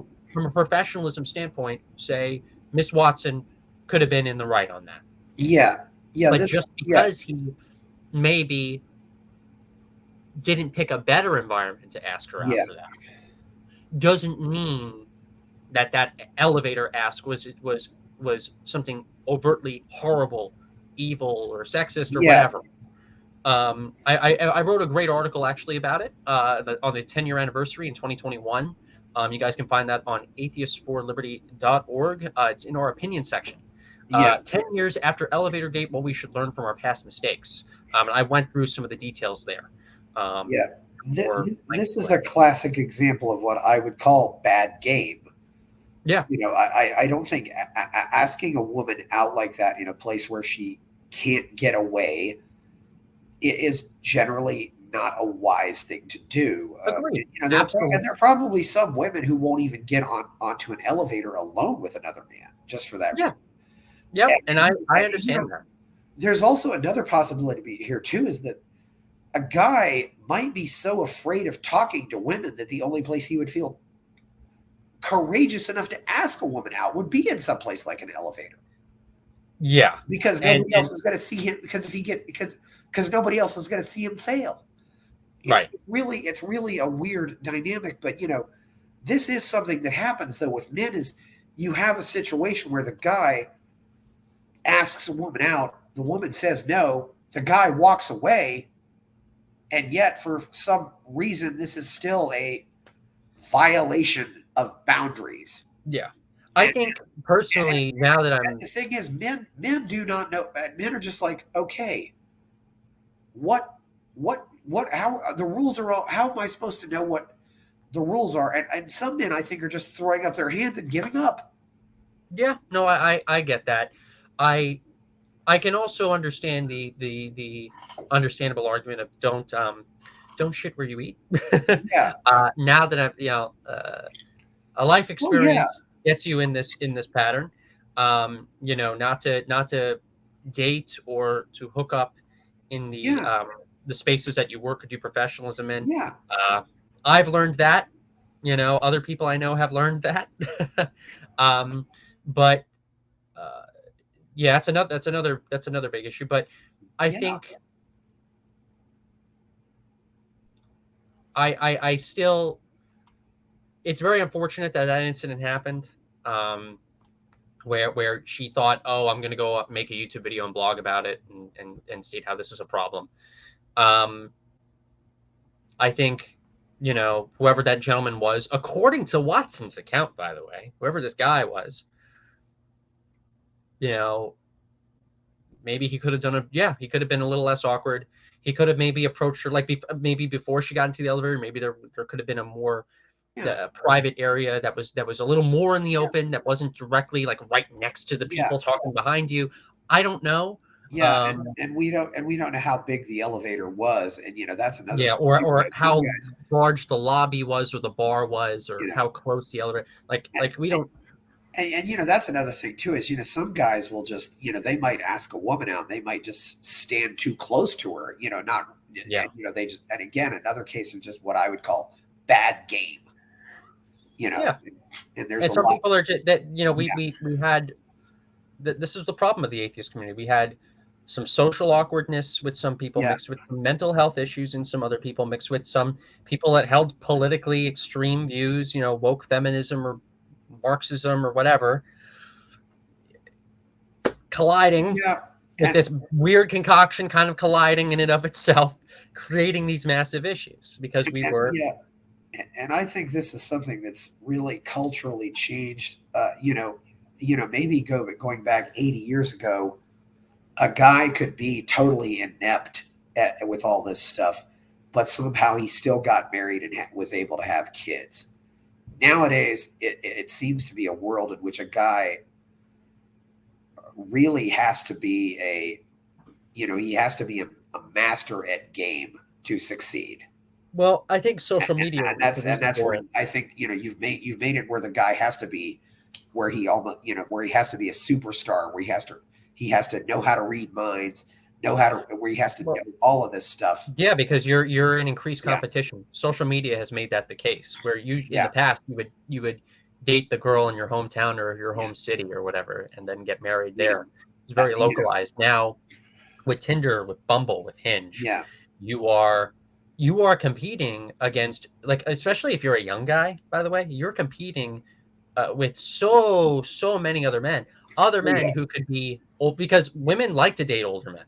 So you're competing against people of a wide variety of ages who could be far more successful, far better. And girls and women are able to easily and instantly see that on their phones. So this is why, kind of off topic here, but this is why I tell guys, work on yourself. Work on yourself and always be the best version of yourself that you can be. And once that is the case, once you got your life in order, your things in order, that's when you really can compete in this kind of in this kind of the dating marketplace or the hookup marketplace. Until then, and women find that to be attractive. Women find it to be attractive when guys, are not like desperately looking for a date, desperately looking for somebody, but rather have their stuff in order. And then they're like, you know what, I'm bored. Time for me to swipe just a little bit. That's more attractive. That's better. Because that's just how biology is. Yeah. There was a movie in the 80s called Can't Buy Me Love, and it was about this nerdy teenager who pays a really popular girl to pretend to be his girlfriend. And of course, what happens once he does this? Suddenly all these other popular girls are now interested in him. Yeah. It's so, and there's a lot of truth to that, unfortunately. I do think there is some truth to what Rollo Tomasi says about women would almost rather share an alpha than have a loyal beta. They'd rather share Dwayne Johnson than be, than have a loyal guy who's just an average auto mechanic working at the car lot, at the car dealership. The reality of the world is very harsh. That's one reason, where I think where monogamy kind of worked, because it had everybody really, everybody had an investment, so to speak. It's and now it's way harder. It's why divorce rates are up. I've been looking into this stuff more and more over the past 2 years. So it is something that is just interesting to me, seeing just the reality of how men and women behave. Stuff. Yeah, thanks for clarifying the whole Elevatorgate thing. Yeah, that was always a... Yeah, no problem. I feel like I always will have to, because I'm this anti-woke atheist guy. So I think it's certainly amazing how easy it is to spin things wrong. I remember I was talking to a nice young lady who asked, and I mentioned, and there's this festival coming up, and I mentioned, well, and people asked me, I said, well, I'll comment on it. I last went in 2019. So she asked me, well, how come you haven't been to that festival since 2019? And I said, well, there wasn't one in 2020. But I remember I finally said to her, I said, I feel kind of judged by this question. And then I realized, she says, and then she finally says, no, I'm not trying to be. And then she says, I can understand why you feel that way. But she says, I'm sorry. And then I said, no, it's really my issue, because I felt like she was trying to make me wrong when she asked that question. And I don't think she was. I think she was just kind of curious. And I'm just thinking, though, there's so many ways you can spin something and your spinning it can just be wrong. And I was wrong. And, it's Ross Jeffries used to wrote this story about, he asked a woman he worked with, hey, what are you doing this weekend? And she says, oh, he's asking me what if I want to do something this weekend. No, he was just asking what you were doing this weekend. It's these questions that, and it seems as the one thing about the right, though, it seems like with the right, it's a lot easier to figure out what their rules are. I mean, if let's say I'm going out and I'm trying The to, left owns the culture currently. I That's mean, for why. example, let's say, for example, if I want to go out on a date with a really religious lady, who's really religious. I mean, for example, I know things like this. She's Mhm. gonna get mad if I say the F word, so I know that I know I can't do Mhm. that, but I feel like I know what I can't do with her. Well, With I think when love, it comes it's to impossible to religion, know. right?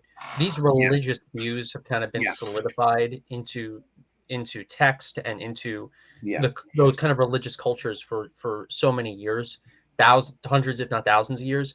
Wokeism, for example, is a very new phenomenon, and so because of that, we're seeing a religion in the making where not everything is outlined yet. Although to be fair, I would argue wokeism is like a pattern of destruction where the rules always change, and past woke activists even become the next victims of wokeism. When you're not woke enough.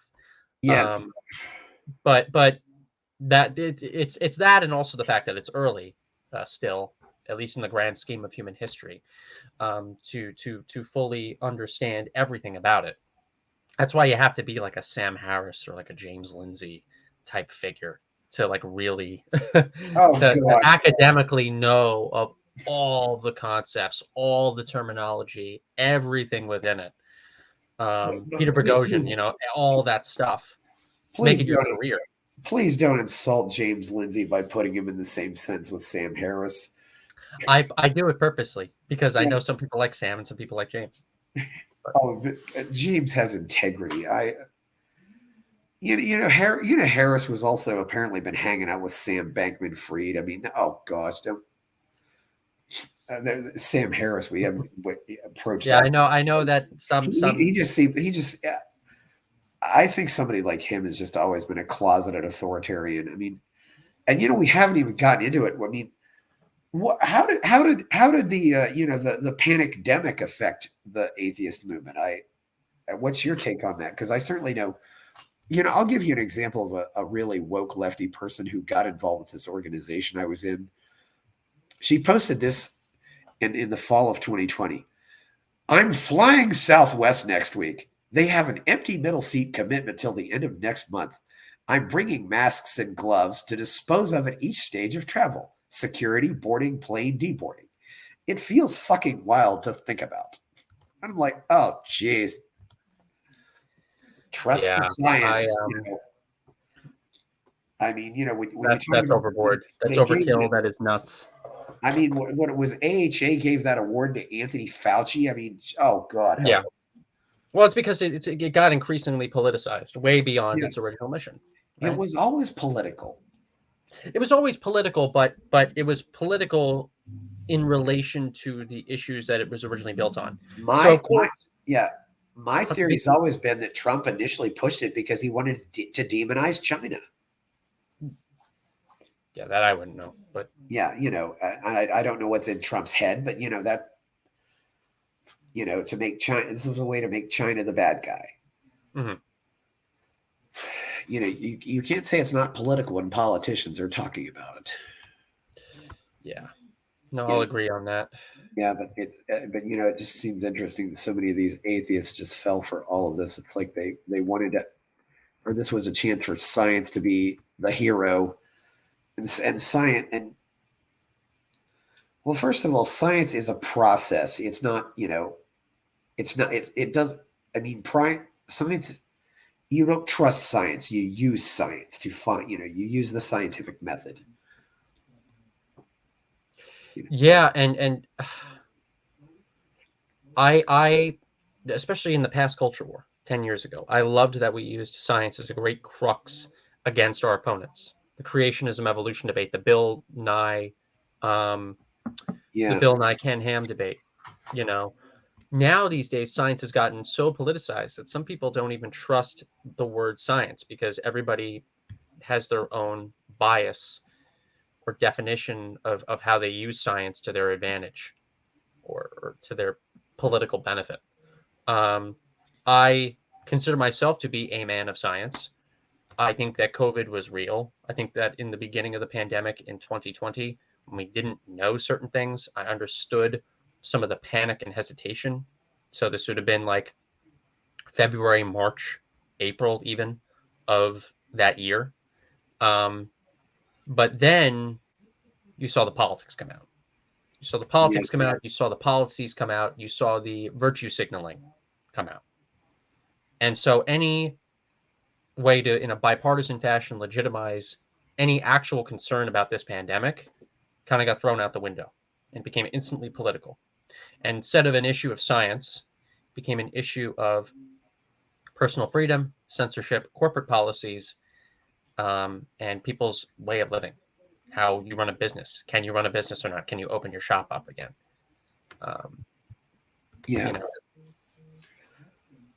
I've long thought that there's this problem. I now realize there's this problem with smart people, that they're smart enough to know that they're above average, but they're still dumb enough to think that they can possibly know everything. And true intelligence is the realization that there's a lot more knowledge than you can possibly ever have. And that's why I'm boxing myself in and publicly stating all the time that I have views on the left, I have views on the right. I don't know everything in the universe. I don't know everything that's out there. There are some people who know more than me. And I'm going to try to be as thoughtful and in many cases as neutral as possible, depending on certain issues that don't relate to what I'm focusing on, because of the fact that people like you, people like me, can get easily trapped in a bad way, not in the way that I'm purposely trapping myself in. I'm trapped in this pattern of thinking you're above all others and above all else. I wonder if I'd made different decisions in my life if I'd ended up becoming one of these woke nuts myself, just because I'm supposed to be a smart person, especially knowing people who went to places like MIT and how they've gotten woke and all this stuff like that. It's just, it's kind of sad. And I during COVID, I was just asking myself, what is wrong with smart people? I'm one of them myself, so I don't really, it's just, and I'm looking at them and saying, what are you doing? You're supposed, you have the ability to make the world better, and you're making the world worse. And yet the people that you think are average or that are average seem to know better than you. Why is this? I never asked you, how did you become involved with this? Were you born an atheist, or did you have a religious family, or what so I was Catholic for 15 years. I'm in a Catholic household. So was I. I became an atheist at 15. I started to have frustrations around like 12, 13, 14 years old when the gay marriage debate was going on, and I was taking like confirmation classes after school. I was starting to see I was having a lot of frustrations with the Catholic Church, how we were so feudal and monarchistic in our day, when I was getting a 21st century kind of pre-woke kind of education in the sciences and stuff like that, seeing just how weird the Catholic Church was in comparison to everything else in our society. I found it to be weird that how ancient some of the practices of the church were, how women were kind of given away, and especially when the gay marriage debate was up. It's like, why isn't America meant to be separate from the Catholic Church? Isn't church life meant to be different than school life and public life? And so I already developed a separation between church and state mindset before even getting educated on it. I knew that there were differences too. When I went to church and when I wasn't in church, when I was in school, when I was hanging out with my friends, doing other things. So I found it to be weird that gay marriage in politics, and the limited view of politics that I knew at that time, 12, 13, 14 years old, and I was still Catholic then, was being debated around a religious mindset. And then, so I remember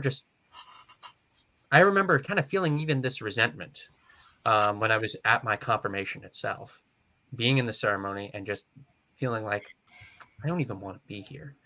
I'm seeing my parents happy. I'm seeing my grandmother happy. But how does this really benefit me as a person? Because this is meant to be for me in this ceremony, or meant to be for God. But like, me as an individual performing this, being actually a part of that experience.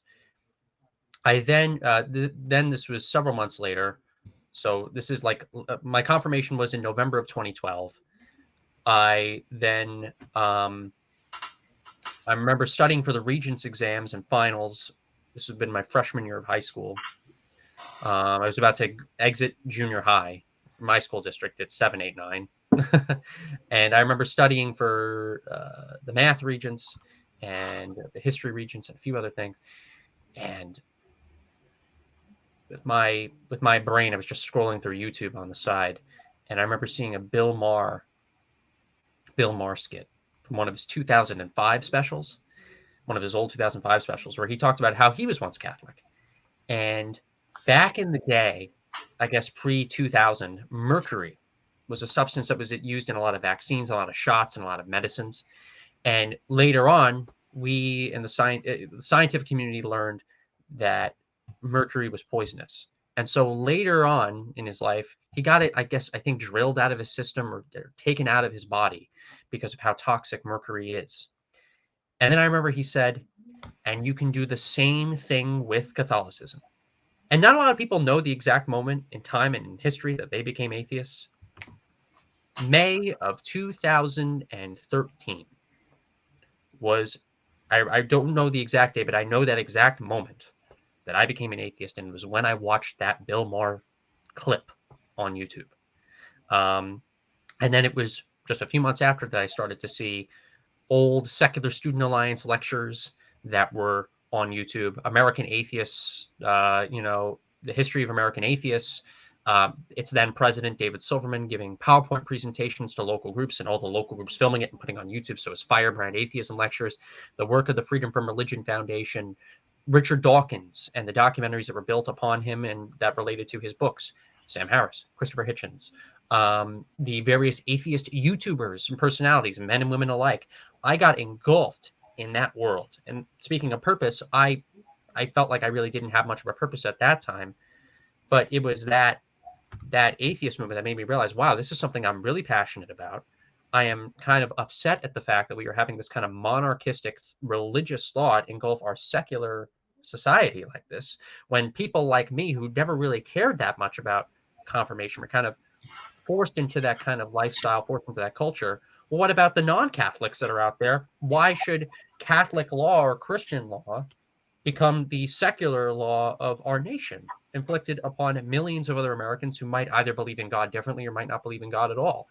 And so a new purpose kind of got filled within me to develop a skill set and specialty around atheism, to know what atheism is, to properly communicate it, to know about secularism and the various laws that are in our country and in various states, to get involved in politics and to learn more about how this country is and how the nation was framed, and to do whatever we can.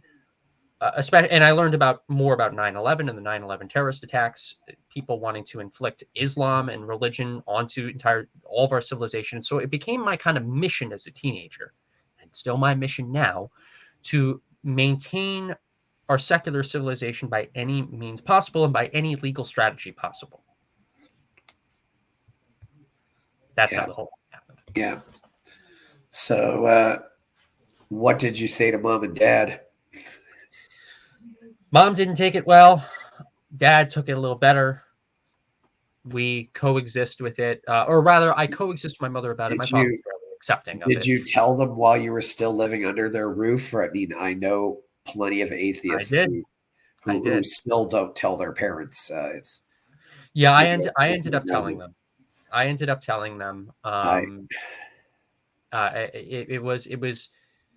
It was not the. It's weird. Some of it I remember being kind of easy. Some of it I don't remember it kind of being easy. Yeah. But it was kind of a blur. The fall of 2013 was when I was like kind of in this political high of finally getting into this counterculture. And so I remember some of it going by very, very fast. I remember it being somewhat easy and somewhat hard. But yeah, like others who can't even come out at all to their families, if you're disowned or something like that, I kind of had it lucky. I was kind of lucky. Do some people in my family not like that I am an atheist? They don't like the fact that I'm an atheist and would prefer that I be a Christian of some kind or a Roman Catholic again. Yeah. But they coexist with that reality. They coexist with the reality that I'm an atheist. And so that's fine with me. You know, I don't have to always like something about somebody. As long as I can still be a part of their life, that's fine by me. You could tell them about Madeline Murray O'Hare's son, who became a my mother knows Christian. about Madeline Murray O'Hare. Yeah. But she had a son. She was a born again Christian, which I always that's kind of funny. Yeah. That's interesting too. I wonder if Bill Maher converted a lot of people. He did. He did. His documentary Religulous was a big success. I bet he did. A lot of people, like a lot of people I know, view Bill Maher as the reason why they became anti-woke, for instance, due to the Bill Maher Ben Affleck debate. I bet it's the same when it comes to religion. Bill Maher is Bill Maher is very much his own thinker. I don't think he goes along with any group just to go along with the group. Even though I don't always agree with him, I think he's really he'll state things that a lot of conservatives are like, why aren't you on the right? You're so anti-woke. You are so this and that. It's not the left at all. But he still remains a Democrat. Or somebody who even aligns with certain woke politicians because he finds them to be better than the conservative opposite.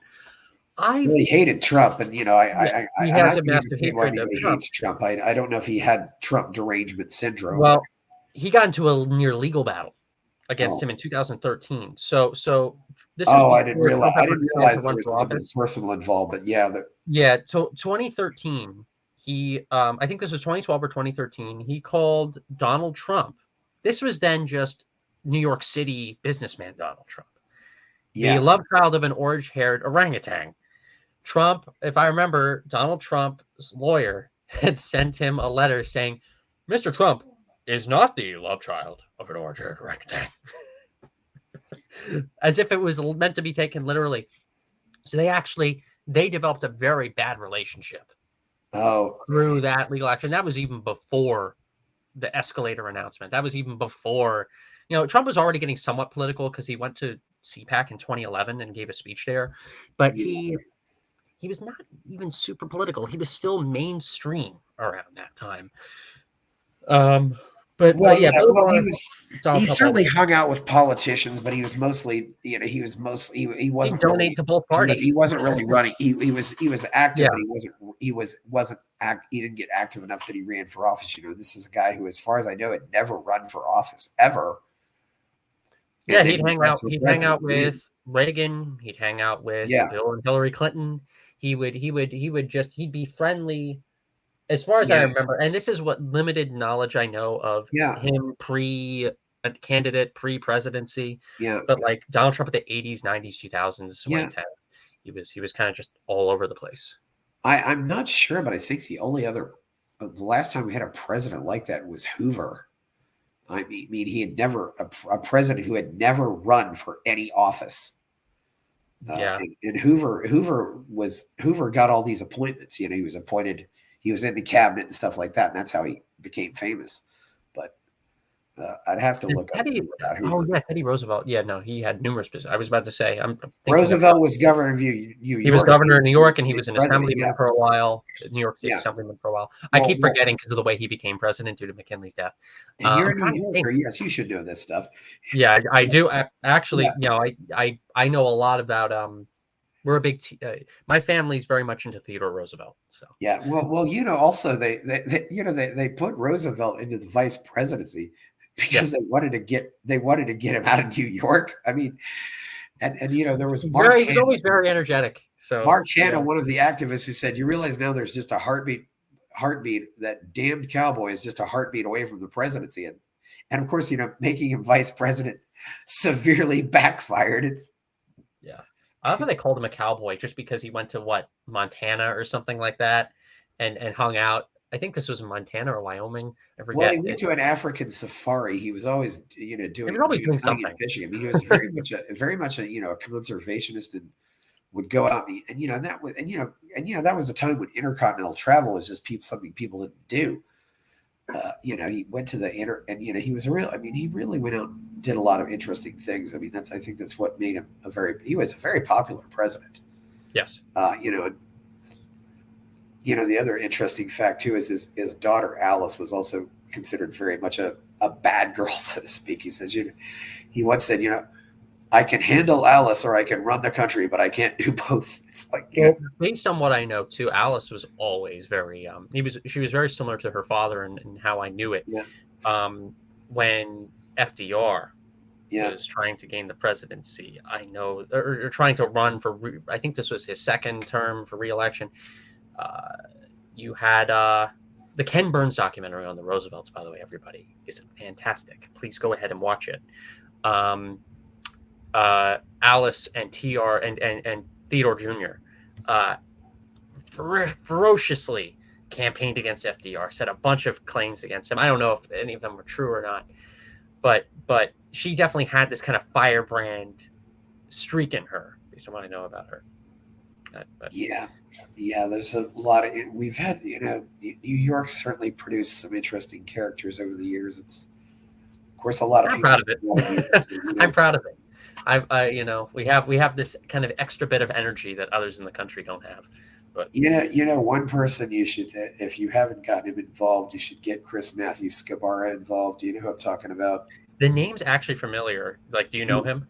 He wrote a book called Ayn Rand, the Russian Radical, and he's one of the best objectivist scholars I know. I will advise he does not travel much because of health. He's a friend of mine on Facebook. Yeah, and he's also the proudest New Yorker I know, and it's not in this, and it's always in this very, it's not this I'm better than everybody else way. It's this attitude of I love New York. It's a great town. It's a great place to live. And, he's always looking, just celebrating what's so good, what he loves so much about New York. I'm checking the members database to see if he's actually, I love how, I'm doing company business, right? Yeah, I've been begging him to come on this show, and he's just, he's been the editor of the Journal of Ayn Rand Studies for 20 years, too. That's another thing, which he's actually wrapping up. Maybe I'll try to see if he's interested in signing up. Do you have at least one objectivist involved on the board? On the board of Atheist Liberty, no, but on the advisory board, we do. Craig Biddle, the head of the Objective Standards Institute, is on our advisory board now. Yeah, the divisions of I certainly know who Biddle is. Yeah, that's they're objectivists have never gotten involved much with the. I think the objectivists always kind of see themselves as more positive because do you think atheism is always going to be somewhat of a negative movement? I mean, because you're just saying, what do atheists believe in? I said, well, an atheist is a person who doesn't believe in God. Right. And I think that's important to say that is atheism is just lacking a belief in God versus saying God does not exist. Mm-hmm.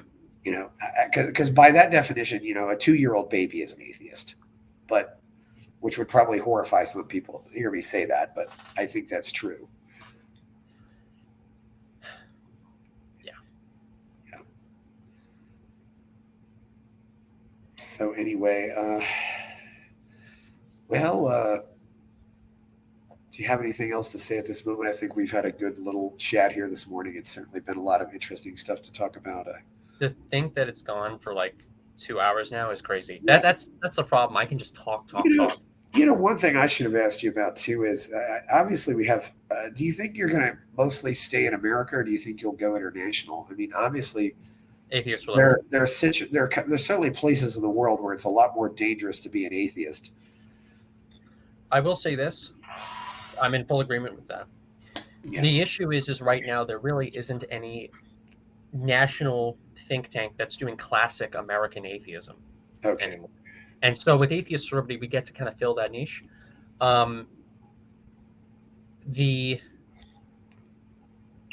However, we have been asked a few times if we would ever go international. The only answer I could really say is maybe in the future. We have more resources, we have more time. We could probably do Atheists for Liberty Canada, Atheists for Liberty. Yeah. I don't know, but yeah, something that could one day be on our radar. Just right now we need to fix our own country first. Guys, we're putting America first. Okay, that's true. Yeah, certainly. Yeah, at the same time, you're going to get supporters from other, and obviously you're limited by what you do because you still go to certain events. I've suggested and I say, because you only go to certain events, you got to do outreach where you can do outreach, but maybe you'll get bigger. You will go worldwide. I don't know what it's like in the other countries.